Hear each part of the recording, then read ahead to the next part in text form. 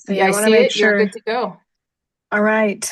Nice to meet all you guys, and thanks for having me here today to talk to you about what I do in the Plant Diagnostic Clinic. I got 3 degrees at CSU. So my first degree was horticulture um, with a minor of entomology. Dr. Klett was my advisor. And then I got a master's in entomology with Dr. Cranshaw and Dr. Tisserat, working on the walnut twig beetle and Thousand Cankers Disease. I'll talk a little bit about that today, a few slides. And then I got my PhD with Dr. Jan Leach, who is a bacterial plant pathologist, and I worked on rice pathogens and microbes and aphids.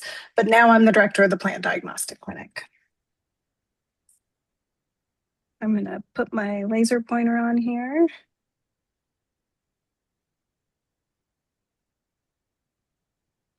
Okay, so I want to start by a definition of plant disease. So by definition, a plant disease is a deficiency in the plant's ability to carry out an essential function due to the interference of a pathogen or an adverse environment.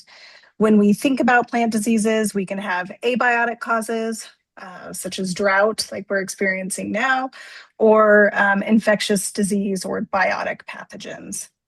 And then anyone who's had oh, there it goes. Course in plant pathology has heard about the disease triangle. We think about this a lot in plant pathology, and here I'm showing a Venn diagram of the disease triangle. And basically, this talks about how we need to have, in order to get disease, biotic disease, we need to have a conducive environment, a suitable host, and a pathogen. And if one of these 3 factors is off, then we don't get disease. So if you have the suitable host and the pathogen, but you live in Colorado and are very dry, you're not going to get a lot of the pathogens that you would get on plants out east.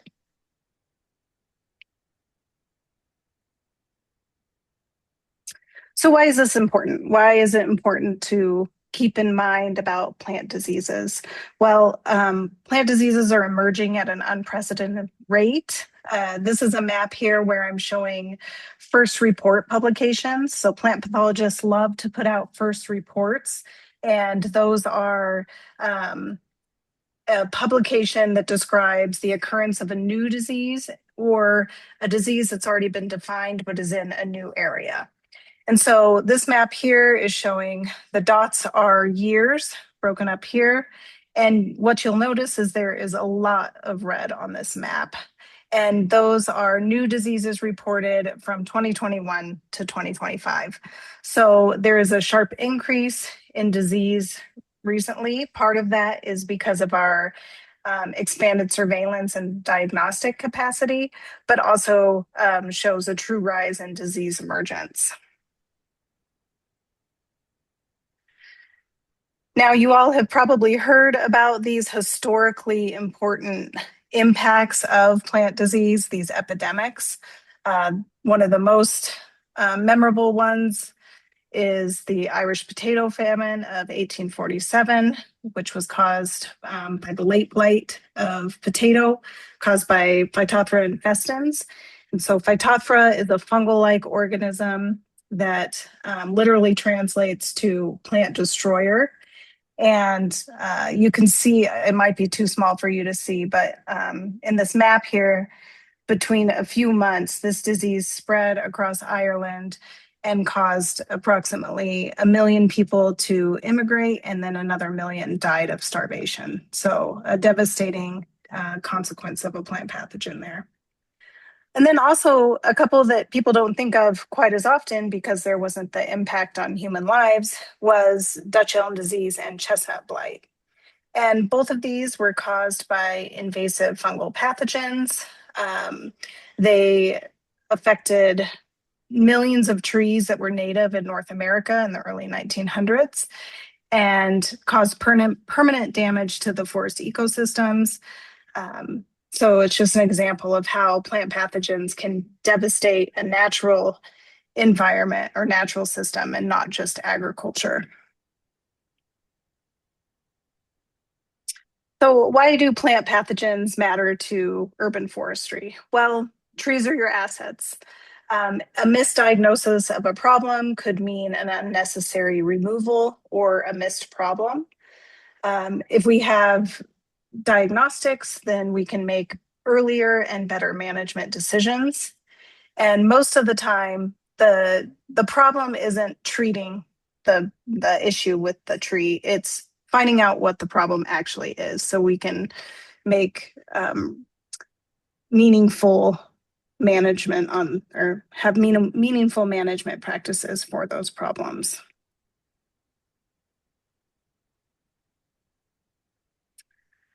So in response to the threat of plant pathogens, and because of how vulnerable our food system is, and also in response to 9/11, when biosafety and biosecurity became very important, the National Plant Diagnostic Network was created.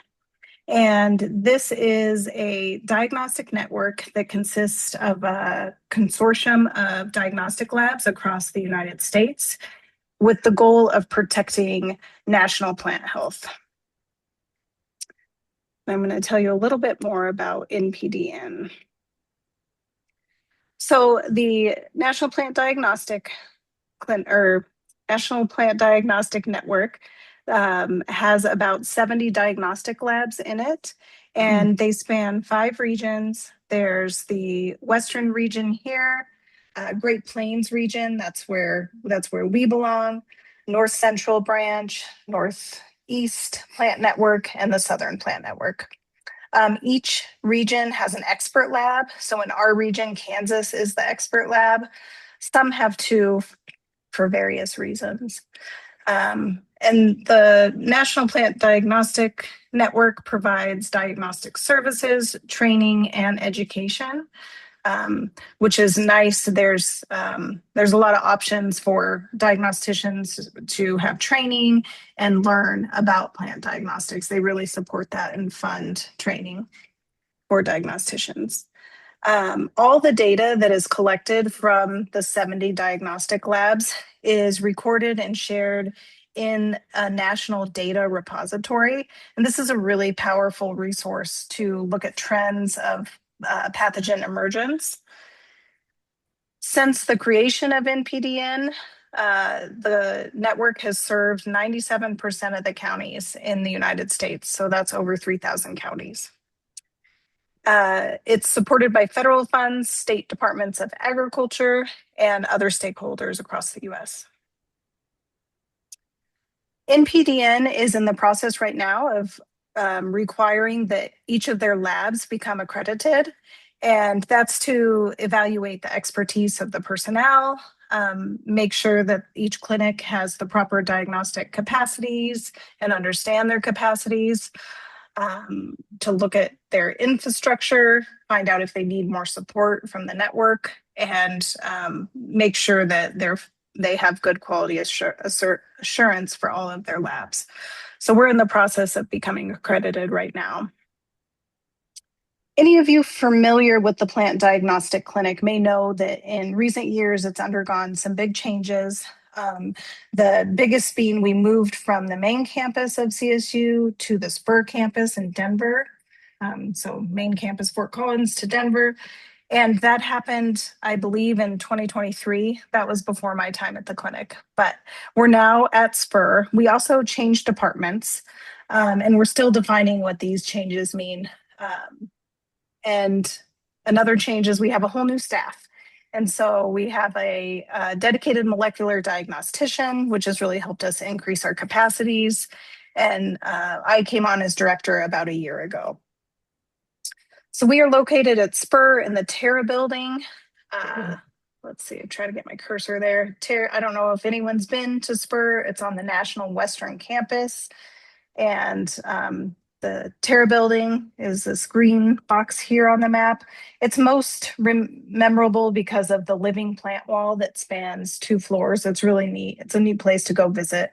All the labs there have glass windows, so you can have a look in to see what the scientists are doing. It's kind of a fun place to visit.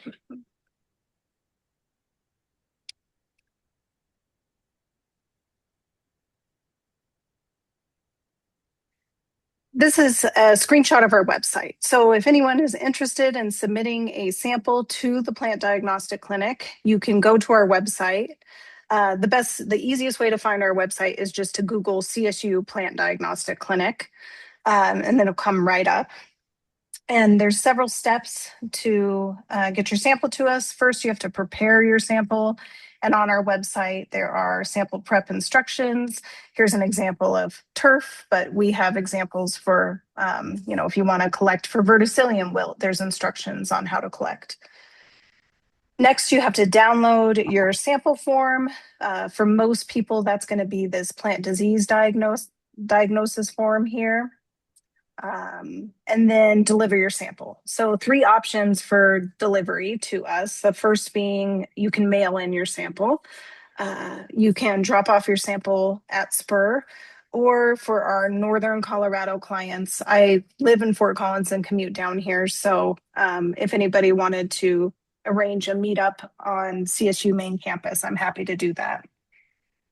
And then after you submit your sample, you receive a report of your analysis. So what do we do when we get your sample? We go through a 5-phase diagnostic process. The first one being, what do we know? This is an example of our submission form, and it includes a lot of information on here that you provide, such as the plant type, location, care history, symptoms that you're noticing on the plant. And this, along with pictures that the clients submit, is very important for us.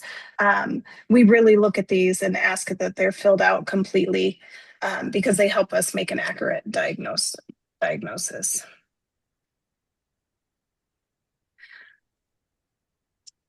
Next phase is to look at what do we see.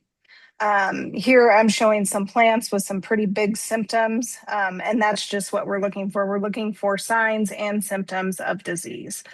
A sign of a pathogen would be something like a sign from the actual pathogen. So we would see bacterial streaming, which would indicate there's a bacteria in there.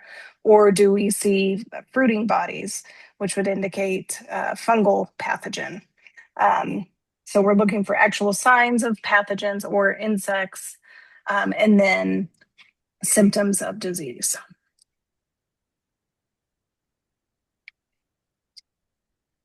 Next is the pest and pathogen detection part. And for that, we use a few methods that I'll go over on the next slide, but that could be microscopy, culturing, molecular assays, and then confirmation. So match the lab results we see with other observations.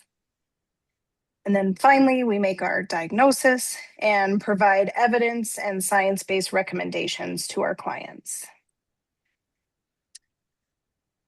Here are the common diagnostic methods that we use in the lab. Every sample that comes in is subjected to microscopy. And then if we suspect a fungal pathogen, moist chamber incubation is common. We use microbial culture for fungal and bacterial suspicion. Biochemical assays don't really occur too often in our lab anymore. They're very important historically, but anymore with the advance of sequencing technologies, we've skipped the biochemical assays usually. Serological assays detect proteins. We use these a lot for if we suspect viruses. Biological assays where we're actually growing out the plant and relying on the pathogen and life cycle on the plant. We can extract the pathogen directly from the plant and put it on a growing media, or just look at it on a microscope slide. And then, as I mentioned, nucleic-based assays. These go hand in hand with the DNA extraction, PCR, and sequencing. This often helps us get to a genus to name the pathogen we're working with.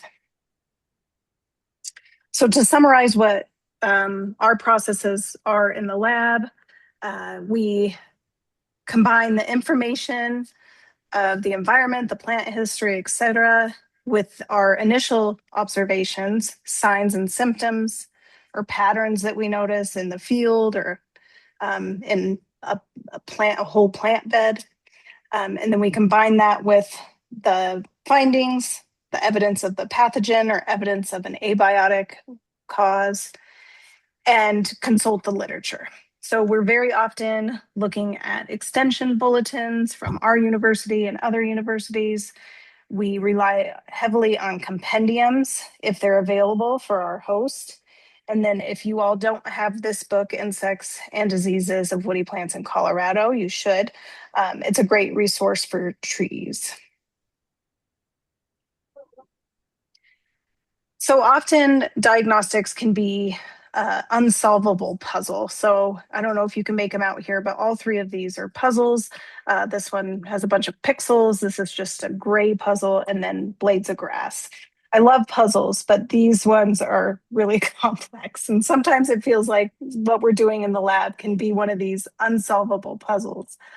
But if we use the diagnostic processes and keep in mind the central dogma of plant pathology, our disease triangle, then we can usually come to an accurate diagnosis.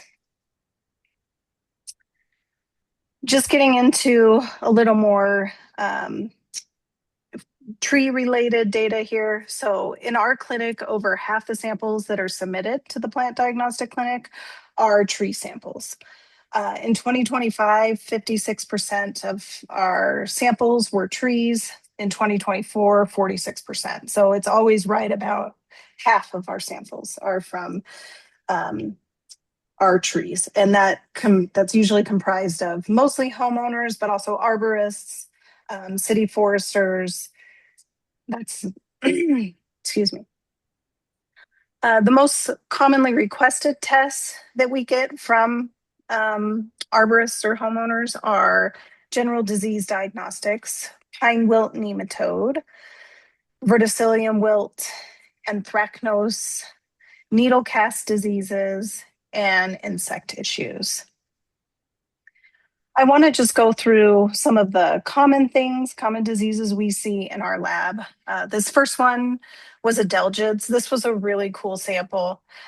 I always have to keep myself in check because I know it's not cool for the clients, but it's cool for me. So please forgive me if I offend you by thinking plant pathogens are cool. But this was really bad adelgid infestation, and the samples just looked like they were covered in snow. So that was a neat one to see.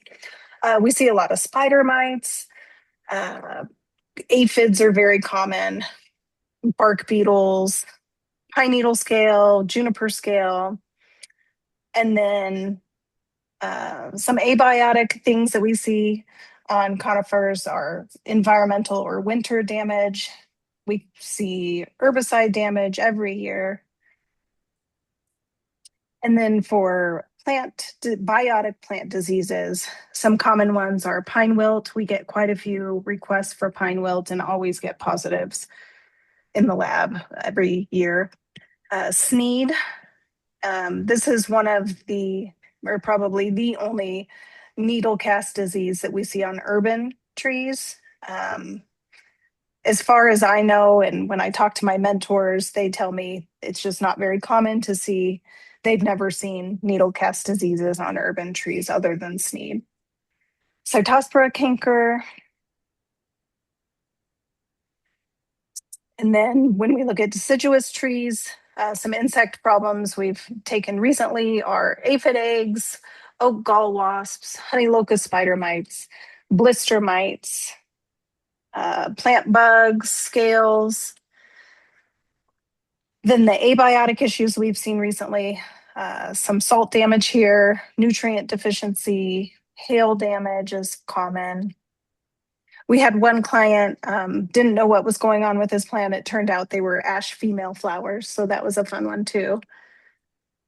And then for pathogens, verticillium wilt, sooty mold, cedar hawthorn rust, and powdery mildew.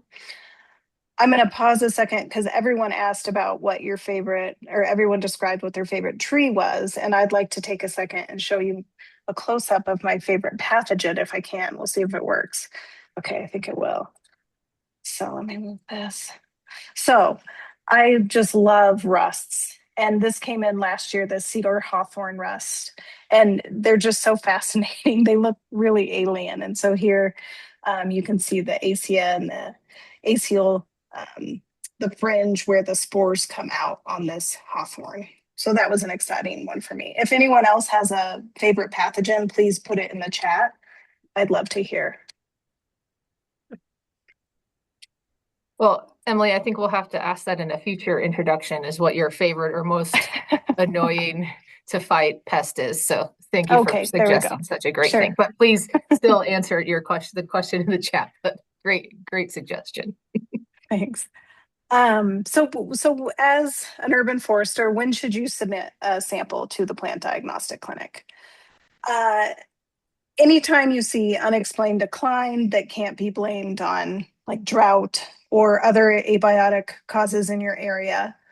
If you're seeing repeated failure in the same site, it's probably a good idea to submit a sample. If you have multiple trees showing symptoms or suspect a regulated or emerging pest, we would love, even if you know what it is, if you suspect it's something regulated, please send it to us so we can work through the proper channels to get that the protocols followed for those regulated pests. And then if you see something new, I recently had a Boulder forester give me a sample of some tree decay, and it was a new fungus that we hadn't seen in Colorado. It's not a big problem. We don't suspect it's going to move, but it was interesting because it hadn't been reported in Colorado. And what we'll do in the lab is help determine if it's a biotic or abiotic cause and support your management decisions. I want to talk a minute about choosing the right sample to send in for plant diagnostics. We get a really large variety of samples. Sometimes they're the size of a quarter, and that's not big enough. We can't do anything with a sample that's this big. And sometimes the opposite's true. Like last year, someone dropped off 150-pound tree cookie, and that's really hard to work with. That took 3 of us to get it into the dumpster. So I have 2 examples here. You can probably tell which one I prefer. This is a trash bag full of dead material. And then this are just a couple branches, pretty good size. They have symptoms and still have living tissue on the leaves. I lost my pointer. There we go. So really, this is the best option. We want it to fit into a gallon size Ziploc bag. And if you have any questions on sampling, please feel free to call, email, and we can walk you through that. The best place to isolate pathogens is the transition zone between dead and healthy tissue or symptomatic and healthy tissue. So try to always include that area on your sample.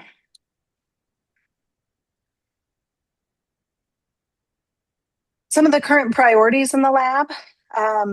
I don't know who here has submitted samples to the diagnostic clinic, but historically, we haven't been very good about a fast turnaround. So we're really trying to address that. Our goal is to send reports within 7 to 10 business days. Right now, we're averaging about 14 days, which is still a little too long, but it's down from 20. So last year. So we're getting better, putting some new processes in place to make this a little more streamlined. It is challenging though, because this year alone, 2026, we've increased our sample submissions by 20 times from last year. So we're already really busy. We're also, I talked about getting that NPDN lab accreditation, which is very important, and expanding our services. So I mentioned we have a molecular diagnostician. We've developed molecular assays or validated them. They were already developed for leaf scorch and ash yellows. So we can offer those now. If you have questions about submitting a sample, here's my contact info. I'll share this again at the end, so you don't have to rush to write it down now. But I'm going to transition because I was asked to give a little update on Thousand Cankers Disease. And it was a lot of fun to dive back into my past to look at the Thousand Cankers Disease again. So Thousand Cankers Disease is a devastating disease complex that involves the walnut twig beetle, shown here, Pityopteris juglandis, and a fungal pathogen, Geosmithia morbida. And together, when they are on susceptible juglans species, they just destroy trees. Many of you will probably remember the early 2000s, mid 2000s, I guess it was between 2003 and 2010, when there was just so much black walnut death across all of our Front Range. You've heard of death by 1,000 cuts. This is death by 1,000 cankers. That's why it was named Thousand Cankers Disease. And here is a picture of a log just showing how many hits these trees get. So all the little exit holes here from the beetles. You can see the beetle galleries here. And Whitney, when I was doing my studies with him, he had someone count the number of beetles that he found on 2 logs. And it's this whole vial just chock full of beetles, and 23,000 beetles from just 2 logs. When the beetles feed on the trees, they have Geosmithia morbida. They're vectoring Geosmithia morbida, which causes cankers on the trees. The cankers coalesce, eventually girdling the tree.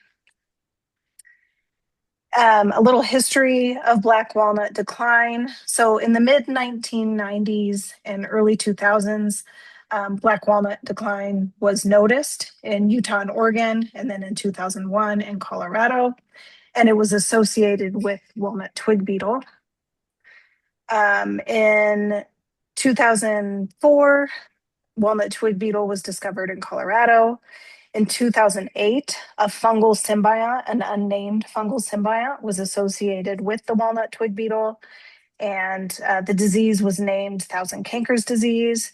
Then we see Thousand Cankers Disease start to spread to Washington, California, Idaho, Arizona, and then out east to Tennessee, Pennsylvania, Virginia. And the disease was finally named the fungus was finally named in 2011. I'm showing you data here that was provided by the city forester, Kathleen Alexander, who took really good data on their management of Thousand Cankers Disease in Boulder.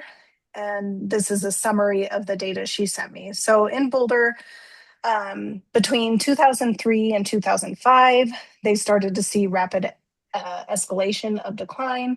So it started with 4 removals, moved to 23 for public removals. Private removals were started at 0, went to 88.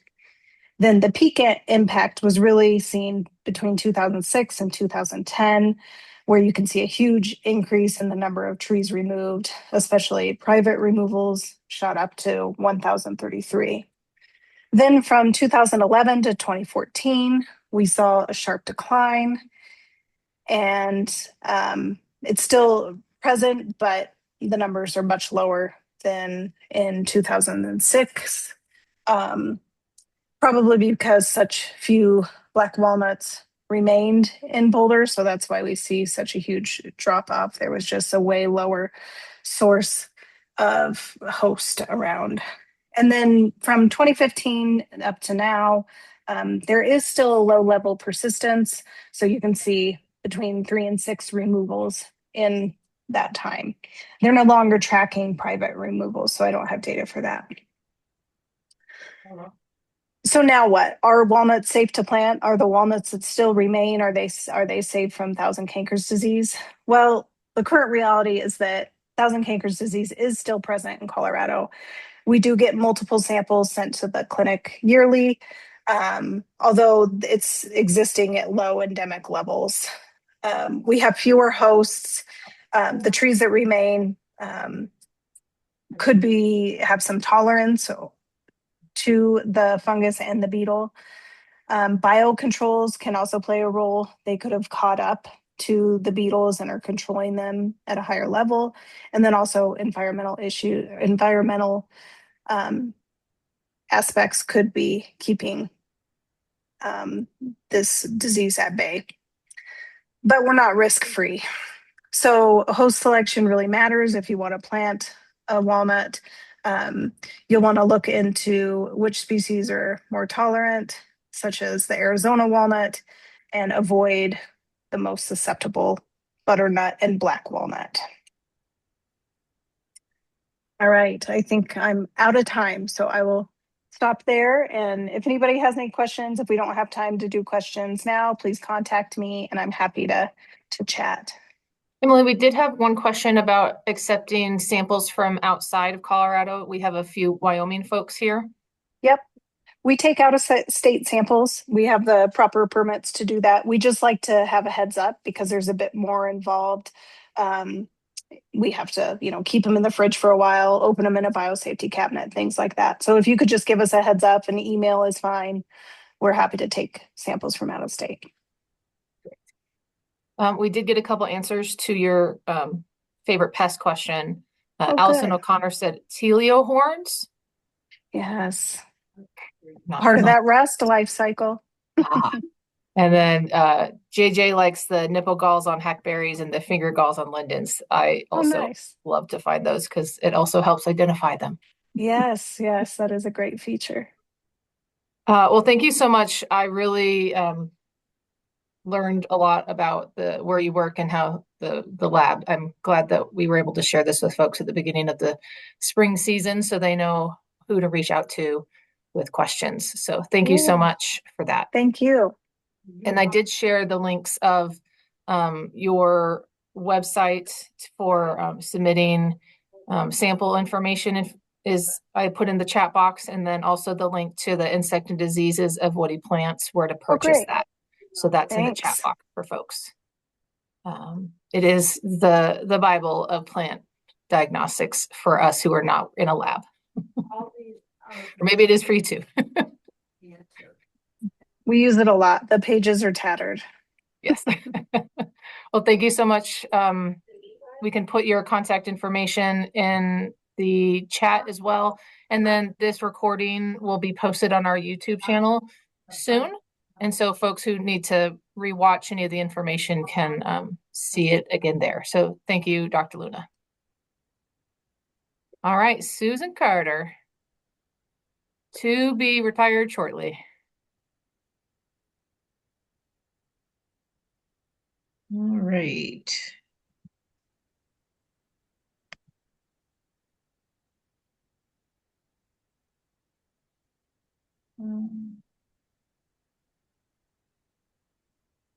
Are you seeing We're seeing the presentation PowerPoint, but not the presentation side of it, just the whole PowerPoint slide page. I don't know what changed from when we started. Yeah, there it goes. Oh, there we go. Okay, there we go. All right. I'm Susan Carter. Gosh, I've been in the industry for too many decades to count. Worked in landscaping and nurseries, did 9.5 years with CSU Extension, and I'm just wrapping up 2.5 years with the City of Grand Junction as their water conservationist. I'm a certified arborist. I am a QUEL. If you guys don't know what that is, it's Qualified Water Efficient Landscaper, which is some of what you will see today in the presentation. And I also have a master's degree in landscape architecture. So you can see I like plants. So why conserve, right? We're hot and dry in Colorado. There's more and more population. There's more hardscape as we build more. Water is a finite resource, as we know. Water is important for agriculture and food security, as well as water treatment, right? We all like to drink and bathe, so water is important. And there's more and more urban landscapes as we go. And of course, drought is on the forefront of many of our minds right now. Here's the current drought map. If you're not familiar with this, comes out every Thursday. Colorado Drought Monitor map. As you can see, the darker in color you are, the worse the drought is. The entire state right now is in some form of drought, with Mesa County being in extreme for part of it. So it doesn't get worse than the dark red. They have discussed even coming up with the darker color, which I don't know, might be black, which not good. The snow level, as we all know, snow was not great this year. Most of our water comes from snow. Here in Grand Junction, we're really lucky. We have some of the best tasting water because it all comes off of the Grand Mesa from snow melt. No PFAs or anything in the water, so we're blessed that way. The city does have enough water for over a year because we have about 16 reservoirs total. However, I think all of us are worried about water and what do we do?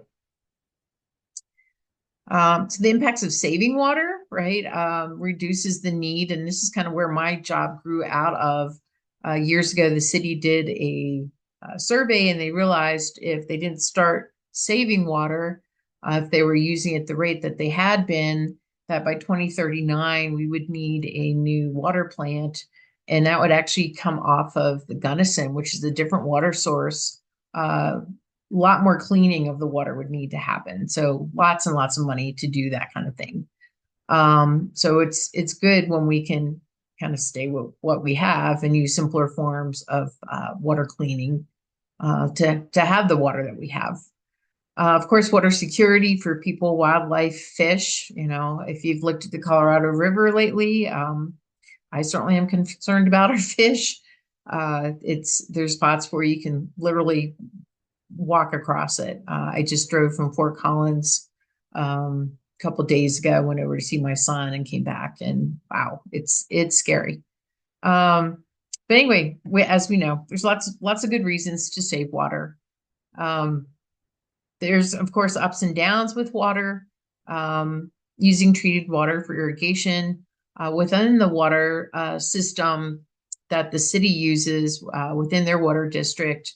95% of the people use treated water for irrigation. So there's not irrigation available. In other parts, like say in Fruita, Palisade, there is irrigation. The numbers kind of flip, and then you have about 5 to 10% of the properties that don't have irrigation water, but at least 90% do. And so, of course, using raw water for irrigation is better because you have less treatment of it. Less things have been done to it, and it makes it a little simpler. We don't really have watering schedules per se throughout our valley. And I know there's people on here from across the state and Wyoming. You might have a watering schedule. We recommend proper watering based on the time of year and the plant types. So now in April, we're recommending like for lawn watering once a week. So we're asking people to stay on those water schedules. What will happen here is if people start using more water than what they're allotted or really impacting our reservoirs, then the water rates increase by 3 times. So your water bill will drastically increase, and that'll be for all of us. Although it is tiered, and so the more water you use, the more money that you spend. Water, however, is still relatively inexpensive when you compare it to something like gas or milk and those sort of things. We're seeing more and more state requirements come down, which can be good and bad. They have left some room for some local interpretation and like what is non-functional turf? What do we want in the future? What does a home landscape look like? How much lawn is there? So you might have heard some of these bills that have passed. And with some of that, some good things have come, like the turf removal program that happens in several communities. Grand Junction has that program. You have to be on our water to participate in that. So we'll probably see more state requirements potentially on what we can and can't have in our landscaping. On the plant side, it'd be great to see more native plants and trees. As we know, we don't have a huge palette of native trees, and some of those happen along the riparian area. So it'd be great to see, even more choices. All landscapes, especially when they're new, need water, and this sometimes is lost on people. Of course, drought is affecting our plants as well as the disease and pest that Emily just talked about. Of course, if plants are more stressed, we'll see more disease. And people rock is hot, as you know. I'm kind of talking to the choir here, but you'll see from a couple of my slides, there's been a lot of rocking going on with the misconception that they're saving water, and what they're doing is really affecting our climate in a big way. So 40% of our municipal water is consumed for the landscapes. As I mentioned, there's some non-functional turf grass bills. They kind of started with larger areas and newer development. Our park has already made the choice, and there's probably other parks out there and people on this call that have already made changes where you're removing some of that high water bluegrass that really isn't used. It's just a ground cover. And so could we choose different plants? Sure, we could. And so anyway, that is happening. We want to, of course, improve our environment and not, make it worse. So anyway, we do have rebates. There are programs out there. I even got Ute Water and Clifton Water to participate in Garden in the Box, which is all low water landscaping. And so there's movement in the right direction. Turf conversion goals. This was one of the first turf conversions in the City of Grand Junction. This is on Ouray. But having a lawn can be quite a monoculture. We're not always smart about how we water that lawn, and I think that is a big problem. People could save water just by correctly watering. See a lot of overwatering for sure on lawns. But using water-wise principles to design these gardens is something that we incorporated into the turf conversion or what's now called the water-wise lawn program. And we encourage the use of pollinators and fire-resistant landscaping. Natives and climate-adapted plants are highly encouraged. And this by covering at least 50% of the area within 3 to 5 years with plants will help reduce the heat island effect that we get from rock and hardscapes that naturally happen when we're creating more urban landscapes. I don't think I need to tell you guys why trees are important. There's many, many reasons, and we certainly want to increase our canopy and not decrease it. Oh, I don't know why some of my writing's not coming up there. Anyway, this slide is about the width of the tree root system and the depth of the tree root system. It's really important to realize that trees don't have this magic source of water down 10 feet. Majority of them are shallow rooted. The 95% of the roots are within the top 2 feet. And it spreads out at least double the height of the tree. If you're a pinion, your root system goes out 5 times your height, and hence why they're more drought tolerant. Is their root system is much more elaborate or extensive, so it's gathering water. So where do we water? I always tell people, when you're in the woods and it's raining, where is the driest place to be? And it's at the trunk. And what do? We plant a tree and we water at the trunk, which is fine for that first year, but then we're not very good about moving that water. And as the tree grows, we really should be moving that water out. And here's 2 different examples of where to water. As I mentioned, those roots extend out 2 to 3 times the canopy. And if you think about, we call it the drip line. Well, why is it the drip line? Well, that's where the tree is shedding the water and the water is landing when it rains. I just had a couple days of rain here in Fruta. I looked under my plum tree and directly underneath the tree is dry. One of my chickens was laying under there in a little dry spot.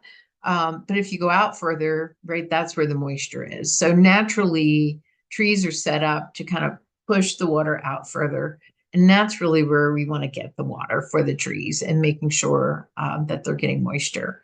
I like the picture of the more mature tree with the mulch layer. If you notice, we can see that root flare. We can see the mulch is several feet away from the base of the trunk, right? That trunk breathes and needs air, and it doesn't need moisture to, we want to prevent root rot. So we want to give it that space, and we want to move that water out. It matters where you grow. Yes, trees can survive in tree lawns and in the little squares that we put them in, but they're much more likely to survive if they have a larger root area that they can grow into. So I always encourage people to think about where you're planting the trees, where are those roots going to be? Oftentimes tree roots are even in the neighbors, but the more extensive tree root system they can have, of course, the better the tree is going to do. So what happens when we stop irrigation? Well, many of you know Rob Davis, and he did some calculations in 2021. They removed 1,000 trees that he determined was based on the removal of irrigation and rocking. And people just left the trees there in rock with, no magical source of water for them to survive. And people get mad when he comes out and removes these trees. And also what we noticed is there's this domino effect. So water not only goes down, but it goes out. And we don't always think about this. We always think of water going down, but it's going sideways too. And so when your neighbor stops watering, then all of a sudden you need to water more because basically water is being wicked from your property into the neighbor's. Soil never wants to be totally dry. It wants to hold on to some moisture. So it's going to get it from somewhere. So then that neighbor has to water more, and then their water bill goes up, and then they stop watering. And so basically we see this domino effect just go down the street, and it's pretty sad. So this is a overhead. This is a diagram that Rob provided me. So the red is tree canopy in 2011, and the green is in 2023. And so what do you see? You see loss, right? Wherever you see red that's not covered by green, there's loss of canopy. Now, is the image maybe slightly tweaked? Yes. We could, it's hard to make a 2D image of 3D, but overall, there's loss here. I think I counted just in this section like 18 street trees, and that doesn't count the trees that are on private property and in between properties. And if you look on the left of your screen, what do you notice? Rock, right? Lots of rock with no other plants. And I don't know about you guys, but when I go walking in the forest, I'm looking at all the under canopy too. There's lots of flowers and forbs and shrubs, and trees usually have buddies. It's normally not just trees and then nothing else, because they share, fungus and soil microbes and moisture. And, it's, if you have other plants in your landscape, that's helping to water your trees as well. And so anyway, this is a very scary thing that is happening here in Grand Junction and other places. Here again, 2012 lawn, same lawn in 2023. I don't know about you, but I don't want to hang out in the property in 2023. I want to go back to 2012. And there was a couple trees that are now gone. And if you can see in the distance, the trees aren't doing very well either. Here's a street view. You can see the upper in 2012 was shade, same street, same block. 2023, you can see the majority of the trees are gone. Imagine just the heat increase from that alone. And I apologize if you hear my dog barking in the back. She seems to think that she needs to talk too.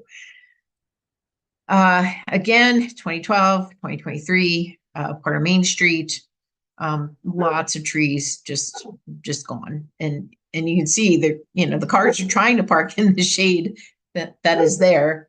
And now, unfortunately, most of it's gone. And as we know, trees take a long time to create that canopy. So it's going to take years to replace these.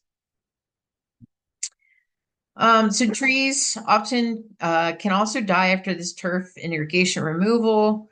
Sometimes too, it's impacted by, layers of rock and other things being put on top. I highly preach no weed fabric, please. Please, no weed fabric. But on this tree, this is a picture from Utah.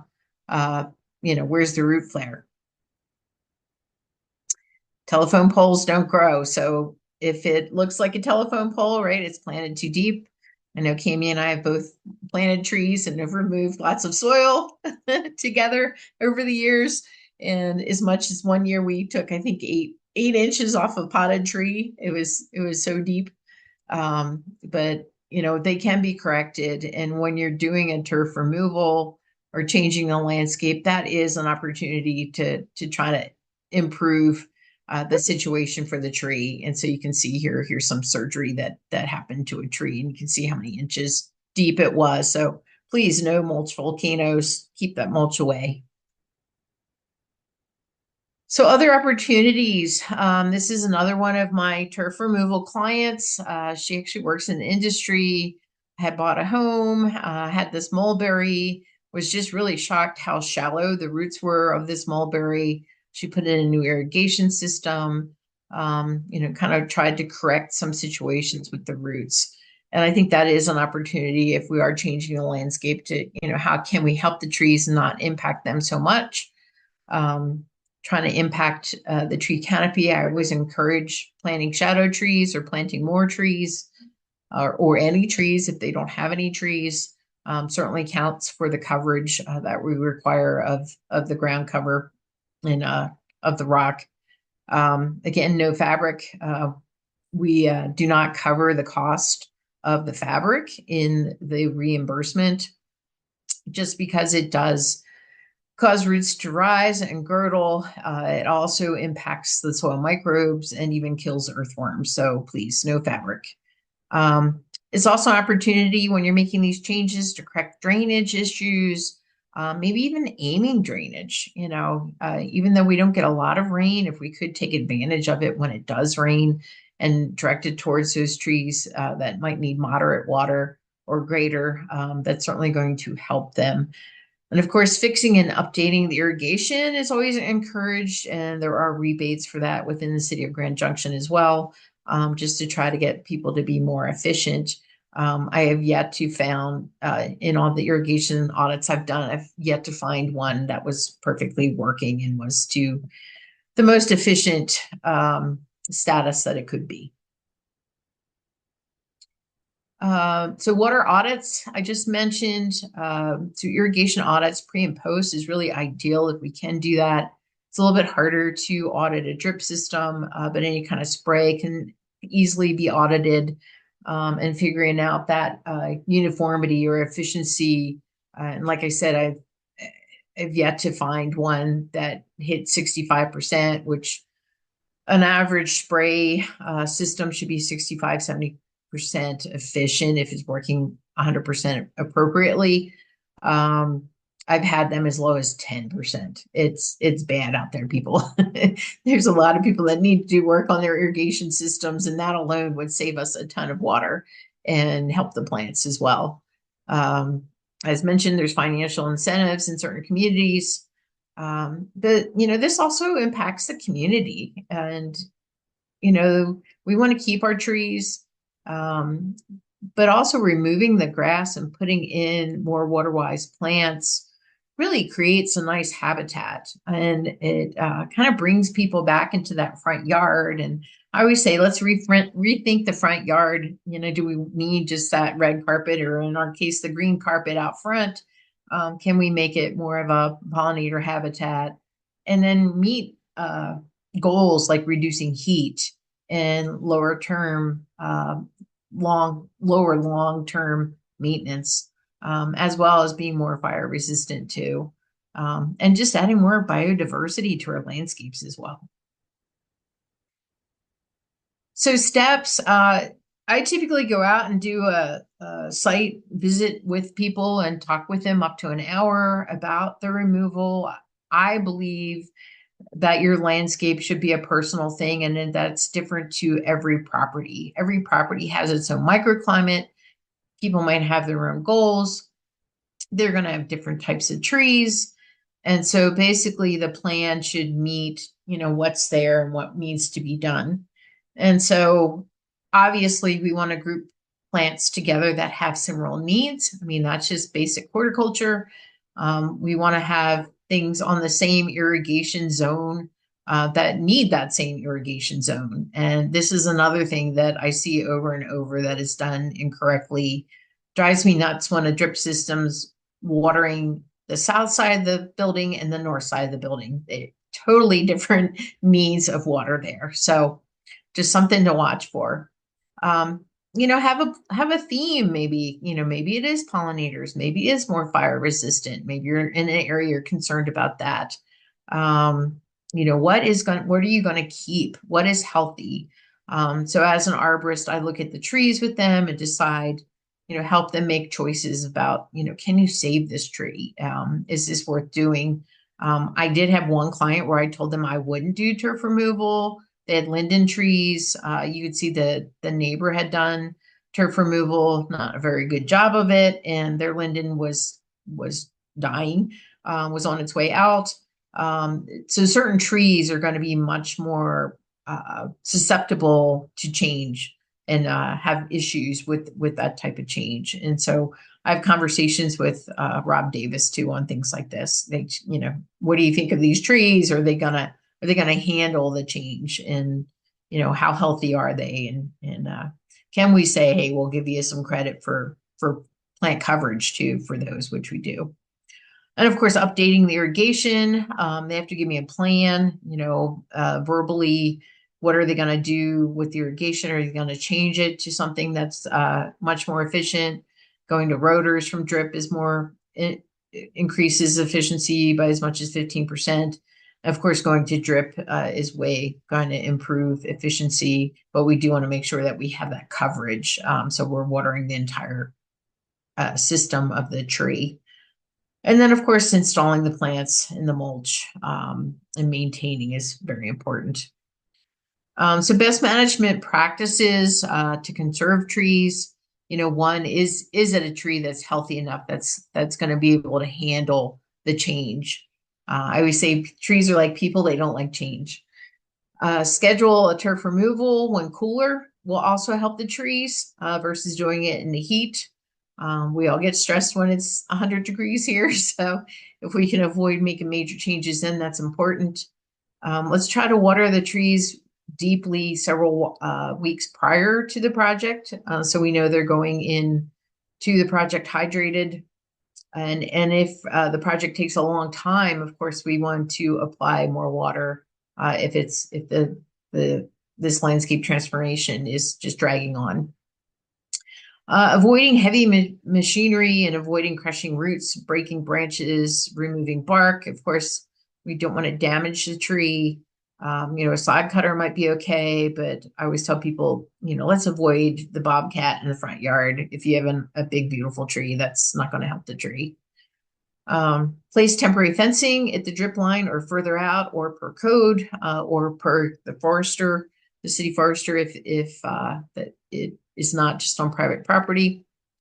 Replace the irrigation. So when you have this lawn, right, that's potentially has 100% coverage, if it was working properly, you want to replace at least 50 to 75% of that turf irrigation for the tree, because that tree is used to that irrigation.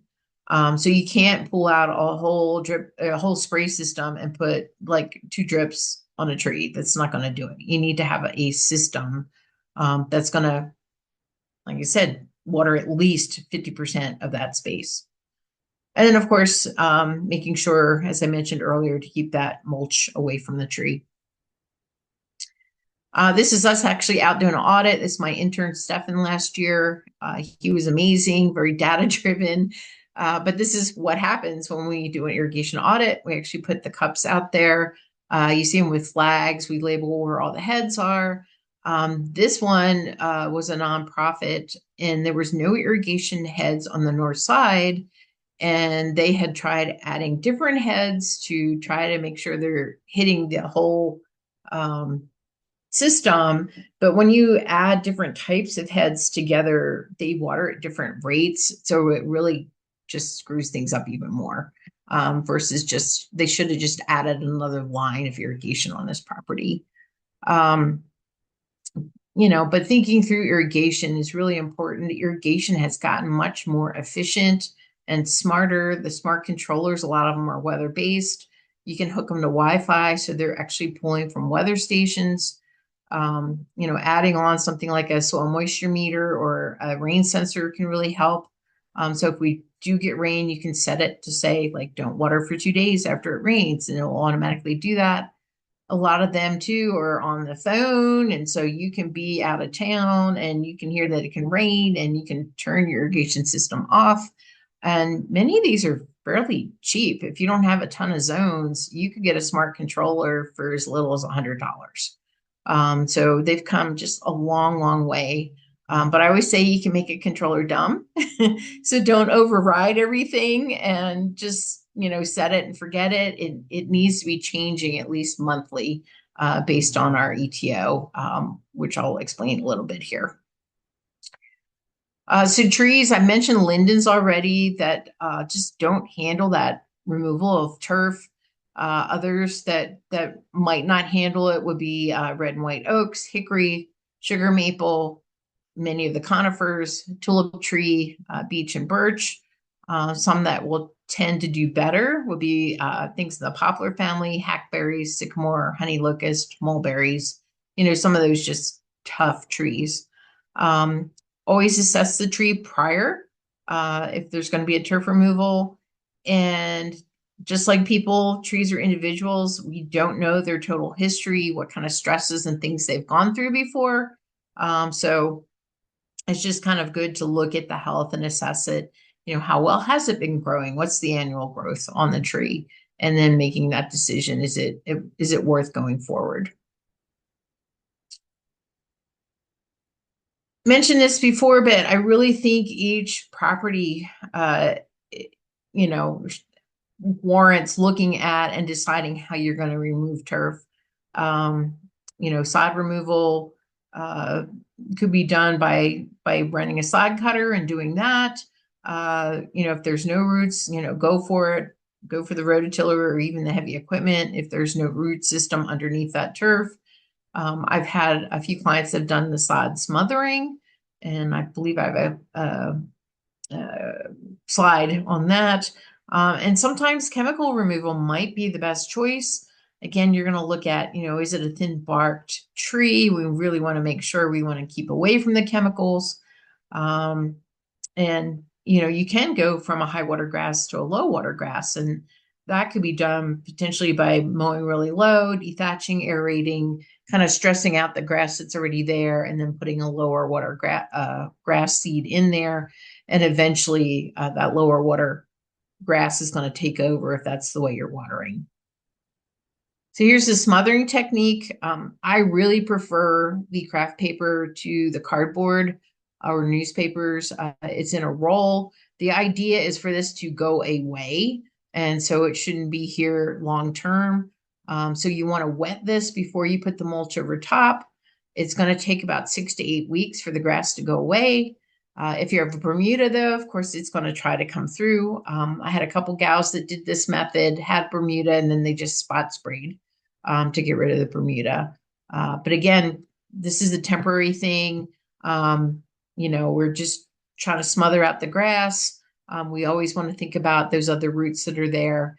And it's really ideal to keep this moist so it does break down. Talking to our forestry and our irrigation, we have a really great irrigation manager at the city right now. He's been in irrigation for decades. we've really decided we love this spiral method of using inline drip to water trees. It just gets the system out there. You can add on to it as the trees grow. You can make sure that you have the right spacing for the right trees. For sandy soils, I like the 12-inch spacing. For clay-like soils, I like the 18-inch spacing. You can go out, beyond the drip line with this would be ideal. And just a great way to replace that spray irrigation, and something that's relatively easy to do. Monitoring the tree, of course, is important. Of course, this is just a snapshot of this tree in this picture, but as you can see, it's flagging.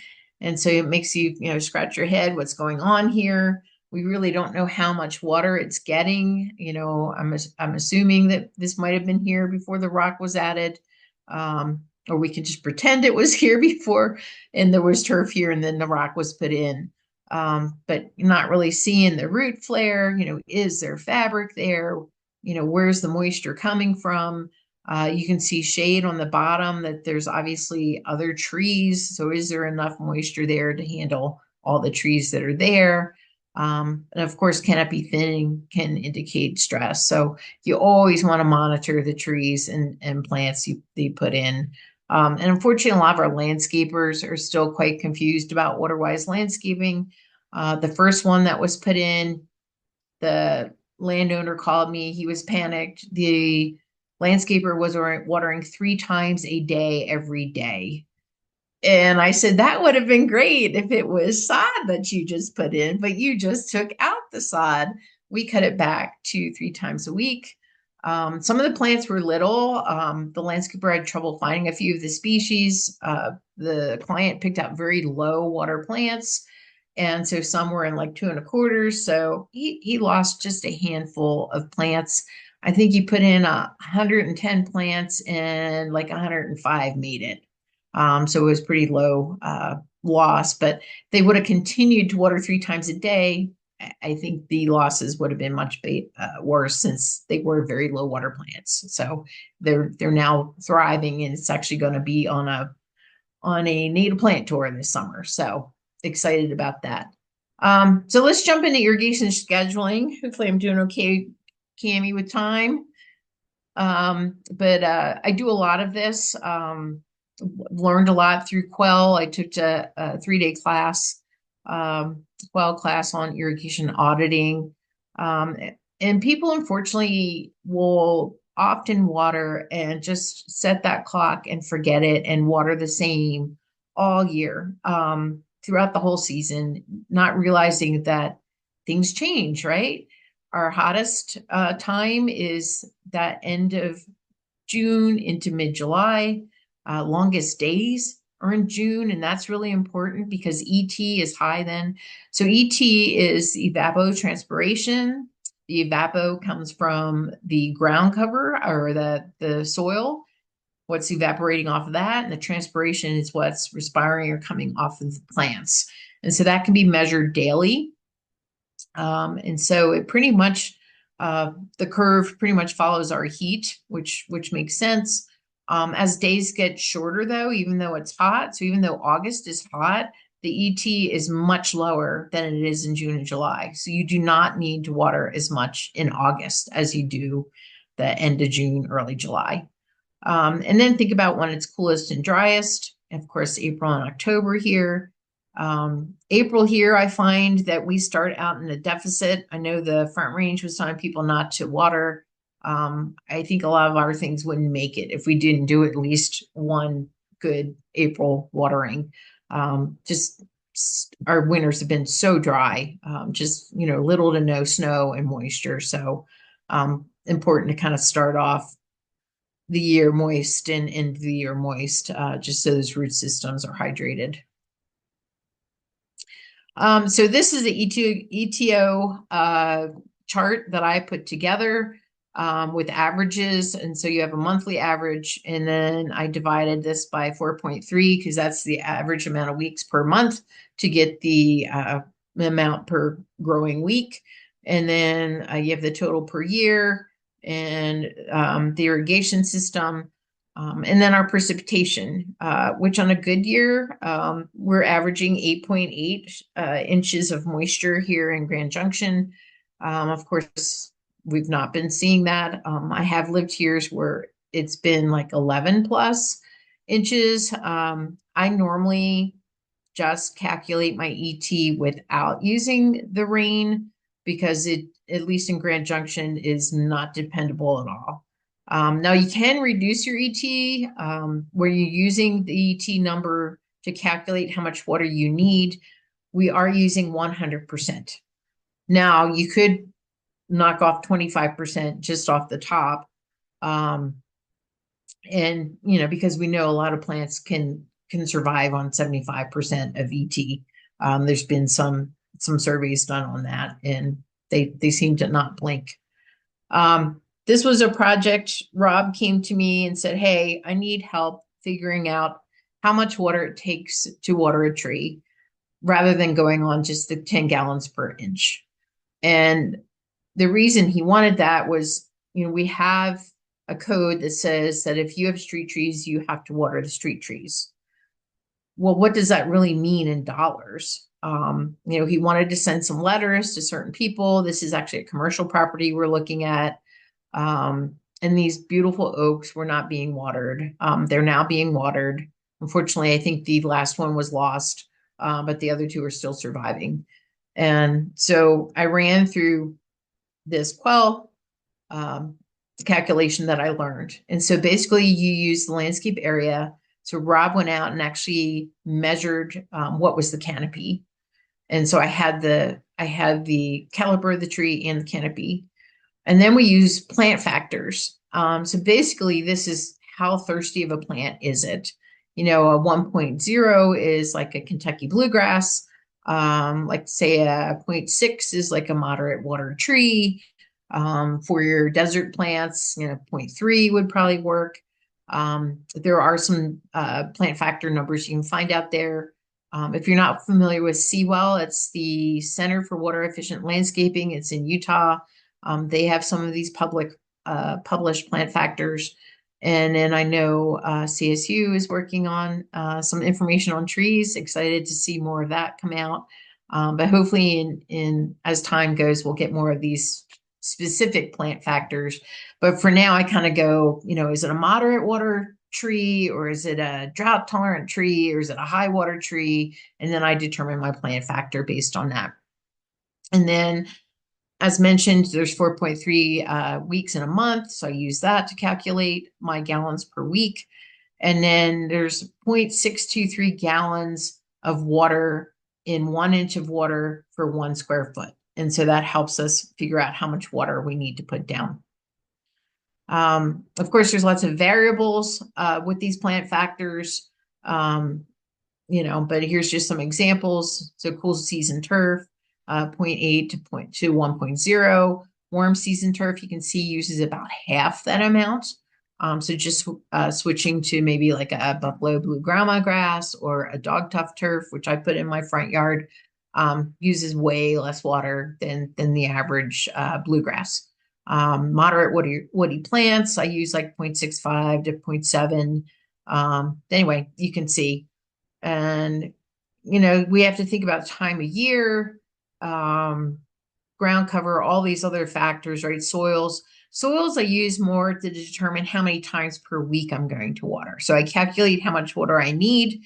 And then I think, well, it's a clay soil, so I need to cycle and soak. So I want to water a couple times, you know, in one day, but then space those out in between. Where sandy soils, you're going to have to water more closely together. So unfortunately, there's not just one, you know, this is it, go for it. You have to do some interpretation. So, so basically, this is based on one 15-inch tree, and this was kind of an average of canopy size that I got from Rob.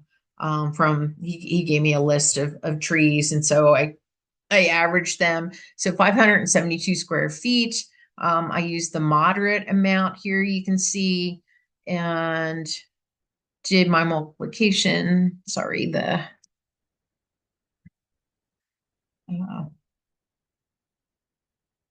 So total water budget for the whole season for that one tree is just under 9,000 gallons. You can see I broke it down per month. And so that we could then take that per month and then break it down by how many times we want to water per week. And then I took it and I figured out what that would cost.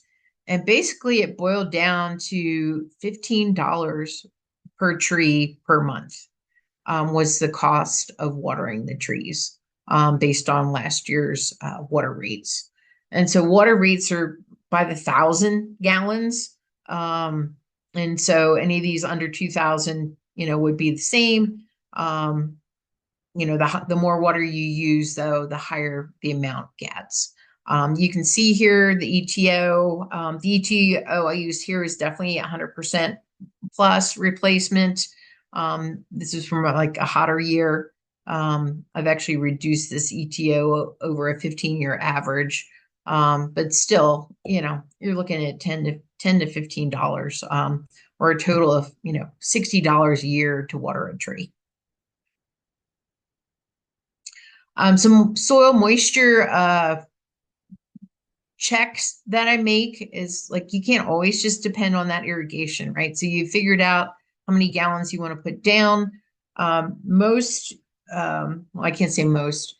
If you're on a water system that's metered, so like City of Grand Junction, Clifton Water are now metered, you can go online, you can set up an account if you don't have one, and you can actually see how much water you're using per hour. And so you can kind of figure out how much water you're using. Like if like, oh, I watered on Saturday, you can see how much water you're putting down. Or you could run an audit, or you could also do the math and figure out how many emitters you had, knowing that like, oh, those emitters are all, 1 gallon per hour, and I had, 25 emitters, so I put 25 gallons down. But looking at the soils and the plants, right, is very important. So we want to use something like the long skinny screwdriver. I call this Goldilocks and the Three Bears. So the long skinny screwdriver, if it's too dry, it's not going to go in. If it comes out muddy, it's too wet. And if it comes out just barely dirty, then it's just right and you can water the next day. I also like the soil probe because then you can actually see what's going on underneath. You can even see the depth of roots, which is really important. So that's a good way to look at your soil moisture and your types of soils. And then, of course, looking at the actual annual growth on a tree. Is it getting enough moisture? Is it growing properly? That can help you figure out if it needs more moisture or not. So frequency of watering, I wanted to talk a little bit about that. As I mentioned, in April, you should be watering way less than you are in midsummer. Of course, there are going to be some things that factor into that too. I heard some mentions of apple trees. When trees are fruiting, they need good water because that's, fruit is water. So you're going to need to make sure that you're giving the appropriate amount of water to them. When they're not fruiting, they don't need as much moisture. So the type of tree, the age of the tree, the time of the year, the soil type are all going to factor into this frequency of watering. Using this ETO and the water budget that I just showed you, you want to, for example, I said, okay, we're going to have a moderate water tree that's established. I'm going to water it in June. It's in silty clay loam, so I'm going to water it maybe every 10 days. So I would say every 7 to 10 days, but you might want to break that in half. So you're cycling and soaking. So you're getting that moisture down nice and deep. The same tree though, in April or May, you might only be watering, 1 to 2 times per month. Same for September, October.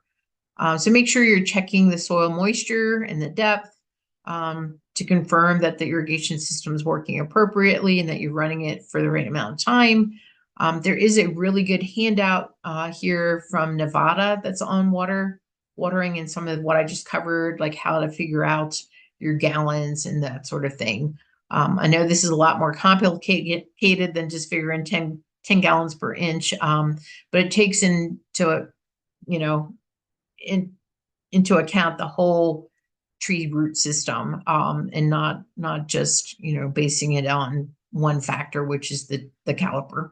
So in summary, when you're doing turf removal, you want to assess those trees, make sure they're healthy, maybe even advise the client not to do it, which I said, like, I have done that, or maybe advise different ways of removing the grass that aren't going to hurt the tree, protect and water the tree, plan, right? Planning is always so important. How are you going to remove the grass? Go ahead and do that. Replace irrigation, at least 50% for trees. Plant and finish the landscape. Irrigate when needed.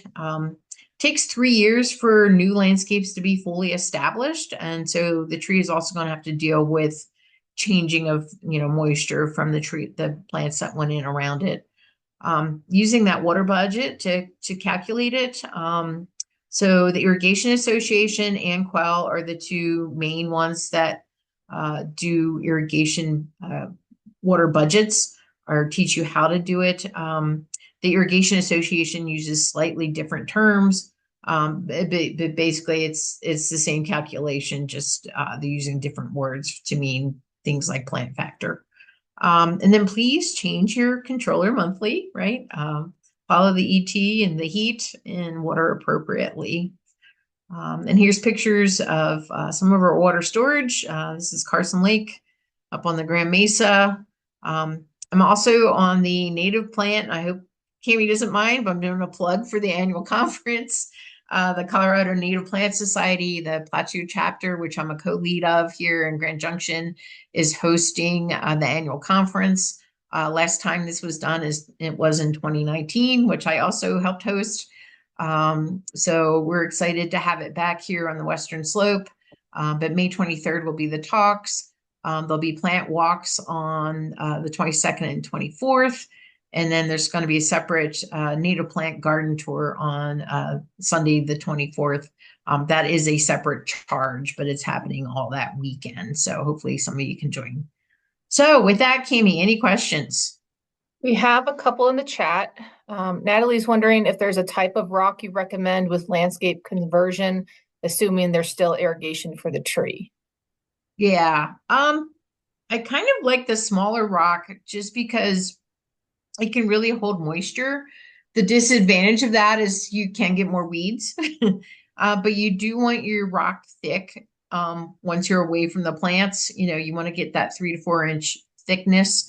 So you're not, smothering the plants, but that you're getting enough that it is helping to hold the moisture. So yeah, I tend to like the pea gravel, a little bit better than the chunkier rock. But it can, again, depend on what you're trying to do. In commercial situations, sometimes that bigger rock is better just to keep people from walking through the bed.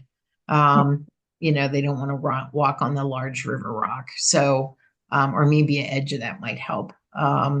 But yeah, and another tip is if you can buy clean rock, then you'll tend to get less weed seeds coming in with the rock. John Martin is wondering, to what extent have you seen municipalities using soil moisture sensors to inform irrigation timing and amount? And what are your thoughts on the technology? The price needs to come down. Some of these systems for parks is expensive. I know that's something that our parks is struggling with, is, the money to transform your system, right? Believe we have one park with the soil moisture sensors, but I would have to confirm that with John.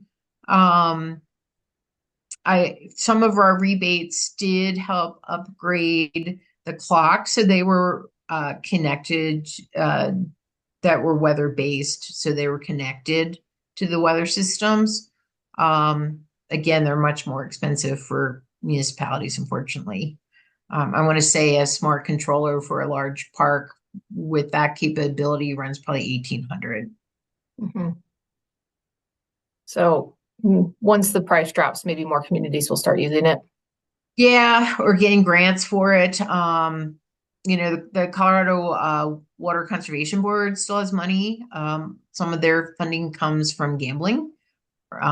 So they have a pretty good, amount of grants yet. probably better than the feds. So there's some money out there for it. Okay. Carl's wondering if you can get the craft paper locally or do you order it online?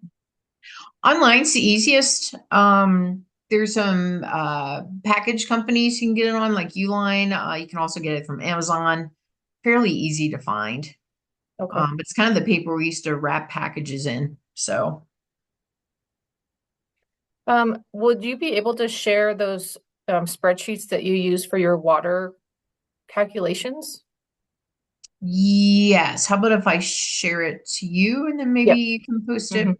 Cool. Yeah, And I it's was just also wondering if where you that spiral drip graphic that you had, was that an internal city document, or could you share that as well? no, I found that on Reddit of all Oh, places. I was trying to find one and that was the best one I could find. yeah, So that was yeah, nice. yeah. Okay, yeah, if you would share that with me, then I can share it with the folks who attended, because I liked both those, and it would be helpful to have that spreadsheet so people don't have to recreate it themselves. Yeah. I might even give you a better one that has the actual breakdown into weeks. Oh yeah, Um, that'd be awesome. yeah. Because yeah, it's great if you know how much per week. Especially for trees, if you're only watering once a week. Yeah. That would be good. Yeah, Chris Spicer and Basalt's also saying that he liked that spiral drip um, image to add to their public works manual. So, well, Yeah, we decided we like that better than the concentric circles with the little pieces connected because it's much easier to blow out in a season then too, and and easier to add on too. So great. Well, thanks, Susan. This was a timely presentation for what's going on. Um, I appreciate the information, and hopefully, we can put some of this to use in our landscapes that we work in. yeah, I know certainly our parks is focusing on trees. Grass is far more replaceable than trees is. So Yeah. Yes. Now I have to convince my HOA about that. yeah, I know. There's a lot of convincing out there to do. Even on the watering every day, people are still doing it. So Yeah. All right. Well, thank you for that. We'll move into our round robin section. Um, for folks who haven't participated in the Urban Forestry Council, we do a round robin now where people can share successes or questions or just tell us what's going on. Um, this is how we get our full 2 CEUs for this, as we now have to make it to 11 o'clock to talk about trees. I think we can handle talking about trees for another 15 minutes. Please go ahead, Chris. Yeah, I recently read an article just in my Apple News feed, but I have experience with this from when I was in Chicago that they found that crazy jumping worm or Asian jumping worm in Colorado. And it was bad when I was there in Chicago. I mean, it would totally degrade people's entire landscapes within a couple of years. And there Oh, really wasn't any guidelines on how to prevent it, how to treat for it. My boss at the Botanic Garden and I had some kind of sneaky, kind of like soft label violations of how to treat trees with a sulfur-based product and allow the drip from that foliar spray to kind of keep them out of certain areas. But generally, I'm just curious, especially from the people that are in the plant health world on this chat. Are nurseries paying attention to this? That's the only way I really see it coming into our valley, is if nurseries are accidentally spreading it around. And I'm wondering if there's any sort of focus from the nursery teams that this is on the front of their minds. go ahead, Allison. Yeah, so we actually did a public webinar a couple of months ago, and I can put the link for it in the chat. And so we had Dr. Bruce Snyder, who's actually from Georgia, talk about it, and he's kind of like the preeminent Asian jumping worm expert. And so Whitney Cranshaw, and then Aya from the CDA all did a portion, and it would be worth the watch. So I'll put that into the chat. It's a public webinar.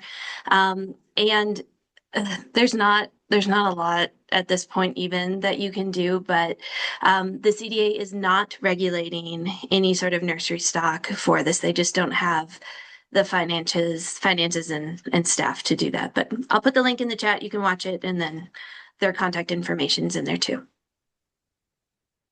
Thanks. That's a great resource. Gross.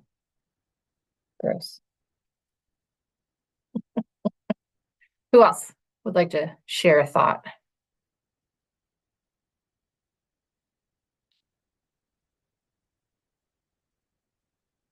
I will start calling on people, so don't make me do that. For the record, if you've never seen a crazy jumping worm in real life, they're violent and fairly disgusting in the quantities that they amass in a single year. We used to have them at the Botanic Garden where you'd brush aside the 2 inches of mulch you put down for the year, and I mean, and I'm not exaggerating, literal piles of worms underneath the mulch, and you'd pick them up, and it was just like great for fishing, but terrible for just about everything else. I mean, they'd literally jump out of your hands and try to fly off into every direction. I know. I put some links in the chat for folks, both the local news story and the Colorado plant APHIS stuff. Molly Freilisher. Not to put Carl on the spot, but just curious what has happened with EAB in your neck of the woods. Are you still seeing it, or was it like pretty limited? What's happening? Okay, yeah, hello everybody. Carl from Carbondale. Yeah, EAB is still here. It's just kind of doing its thing. It's just slowly kind of moving around. All the public trees that I've treated, pretty much most all of them have done really good of treatment, except for one tree that wasn't getting very good water, which makes sense that I don't think it ever took the treatment well. But yeah, otherwise it's around, unfortunately, some trees that on private residence side that, I'll let people know, oh, you need to do a treatment, some kind of treatment, and if they didn't treat them, those trees definitely succumb to EAB, which is probably pretty similar for anybody dealing with EAB in any communities. It's always difficult to get people to understand treatments work, but not everyone wants to, do a treatment, and that's just kind of how it is. But that's what I've seen. But yeah, it's still around. Our biggest kind of area, RVR, it's kind of like an HOA, but we have a lot of public trees there. They're still going through phases of removals and treatments and that kind of stuff playing out over multiple years. And we haven't seen it get out there yet, confirmed in a tree, but yeah, it's around. It's not going to go anywhere. It may take a while before it kind of goes up and down the valley, so that will be interesting, but it will probably eventually move around. Carl, I don't know if everyone else saw if you're on the the Colorado Pest Serve, but there was a message this week that the EAB was emerging in Fort Collins now, way ahead of normal timelines. Are you seeing any early emergence there? I haven't checked anything to see if we're having early emergence, but I can definitely, look into it and get back to the group and let everyone know what I'm seeing. Yeah, that'd be interesting. I know. I remember, and Freddie said it in the email, but Dan West told me this when we were going to find your trees and check your trees out when we first found it in Carbondale, is that they emerge when the black locusts are blooming, and ours were blooming a couple weeks ago here in Junction. Not that we have it here, I hope. So I was just curious what you might be seeing up there.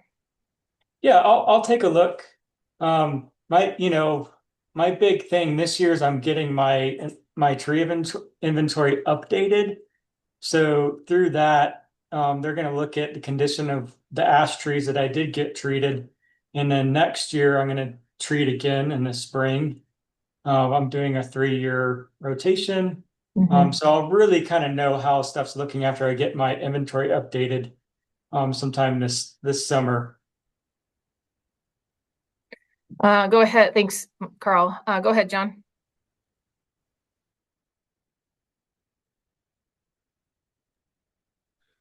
Sorry, I was muted. I just want to follow up my question about soil moisture sensors. We're interacting with a group from CSU named Soil Signal, and they have some sensors piloted in the Research Grove here at SPUR. They mostly use their sensors in the ag and horticultural settings and less so arboricultural. So this represents a bit of a new step for them, but one of the concepts of their company is lower cost sensing. So, if cost were a barrier to reaching that technology for municipal arboricultural purposes, they might be an interesting group to look at. And if anybody on the meeting today is interested, you can reach out to me at my Colorado State email address and I could put you in touch with the group. Cool. Do you think that you would feel comfortable just sharing their information in the group chat or? Sure. Yeah, that would be great. Great. And then Susan, if you're still there, Jeffrey has a question for you. He says that many of our horticulture techs have been using rock glue to keep some of the xeric rock landscapes intact. Any thoughts on moisture permeability when using these products in our parks and landscapes? Oh, you responded. Go ahead. Yeah. I would be concerned. Like, where is that rock? Yeah, I've seen that product before, but more in like for walkways and patios. I haven't seen it used around trees. So yeah, I would be a little worried about the permeability. And especially if it's a spray situation, like, yeah, I don't know if anybody else has any other experience with it. Never heard of it. Yeah, so I actually do use we installed an alpine garden by one of our kids' splash pads last year, which, as you can imagine, the kids love picking up the rocks now and throwing them at each other. So I experimented with some rock glue last year, and I think it heavily depends on how heavy of a layer you put down. I think when you use it for like walkways and things like that, they recommend doing like 3 or 4 coats, and then you do actually get like a solid layer of that, and it lasts longer. I found though when I put it down, it's just like one quick pass over with the spray.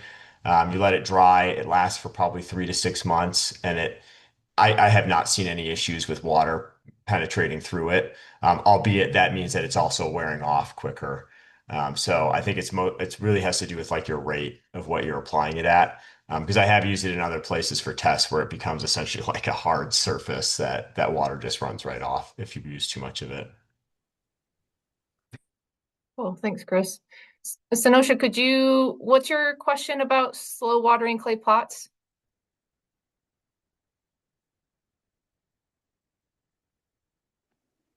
Hello, can you hear me? Yeah, go ahead.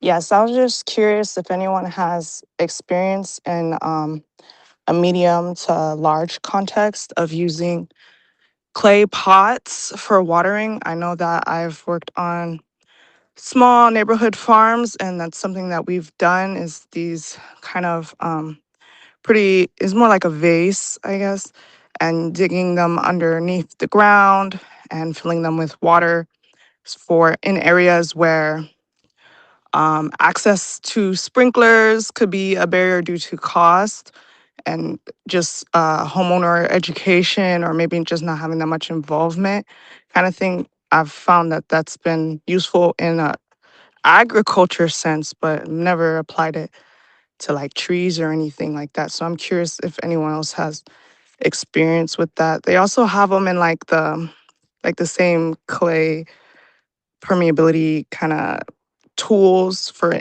house pots. I know house plants, a lot of people use those when they go on vacation, but they could also be used in like, I've used them in agricultural setup, but never, on a super large scale. So I'm curious other people's perspective on it or experience if they have. Yeah, they're called, um, what is it, Oyas? It's a Native American way.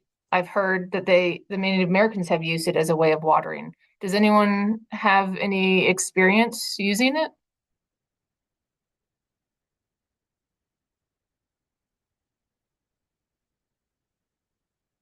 No one seems to have experience. You're probably the most expert we have on the call. Okay, doke. I could put a link of what it looks like, but in my experience, pretty fine, but obviously really different watering herbs and tomatoes, for the week and then refilling them. But pretty much you dig a hole and then the clay has mechanics, chemistry, physics, then you fill it with water. And then it just allows the water to seep naturally to the level of dryness that's in the soil. So it's not overwatered. Found that it really worked in contexts where additional education involvement or the cost for sprinklers and things like that. And so, but I think it's pretty cool. And just hearing about the rocks in Colorado. I'm not in Colorado, I'm in California. But originally, most of my experience is in Florida. So I thought that was interesting. Yeah, Learn please about share the a link. rocks being stuff. I was like, that is so cool. And so, Yeah, thank you for sharing that. Please share a link for folks. It is a good idea or something to consider in places with limited sprinklers or watering. So yeah, thanks for sharing. JJ's asking if there's anyone's had a success for tree diapers. I know I've used them in the short term, but not long term. You want to expand on that?